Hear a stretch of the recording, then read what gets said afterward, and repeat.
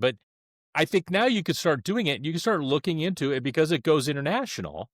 That means we can use the NSA and the CIA, who deal with international stuff, to actually start tracking the finances of what comes in from Antifa. So I can't necessarily say, oh, once the dollar hits into the U.S., I can't track it with the NSA inside the U.S. where it's going between banks.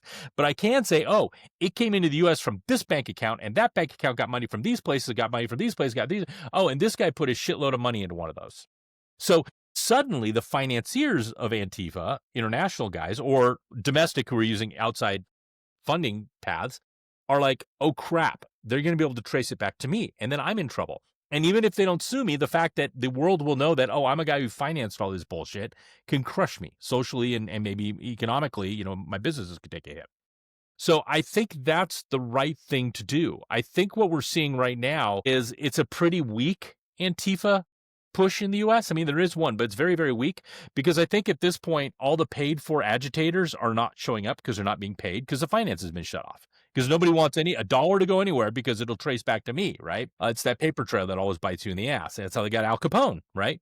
Tax evasion, paper trails. So what you're seeing are the last gasps of the hardcore, the folks who are like, I will literally die for this organization. And I don't mean that like just a statement of figure of speech. I'm willing to go on and get shot to get this thing. So you're seeing those take to the street, but there's a lot fewer of them. And now you also have an administration that basically took the leashes off and said, dogs of war, go free. I mean, he's bringing out the National Guard. He's letting ICE and the FBI and all the DHS departments go, you guys do what you need to do to settle things down. And suddenly you're seeing him instead just sitting there taking all the abuse and having an ICE place blocked by a bunch of protesters. And we sit down for 12 hours and go, okay, well, I guess everybody stays here. We're not going to be able to move our buses. They're like, you got 30 minutes to clear. We're going to start pepper spraying you. We're literally throwing your asses out of the way and driving the buses there anyway. So even then, your hardcore folks are like, do I really want to sacrifice so much for that or not?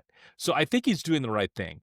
Chase where the money came from that funded it, and then start basically letting law enforcement be law enforcement and say, look, if somebody's breaking the law, arrest them. If they fight back, bust some heads and arrest them, And by the way, obstructing a road is illegal, even with a protest, unless you have a parade permit, which has specified times that it's shut down. You can't block the road. Your right to protest does not supersede my right to freedom of motion, I still have my freedom of motion, and the police can arrest you. So I think he's doing the exact right thing, which is, let's find out who's paying for it, and let's let police be police and get rid of it. I think that's why there's also a massive upsurge in people who are signing up for the military, signing up to work in the police departments, applying up government. It's like, hey, I want to do something about it. I wasn't going to join the previous administration because they don't do anything about it. These guys are like serious. They actually want to solve the problem. I want to solve the problem. I'll go join them.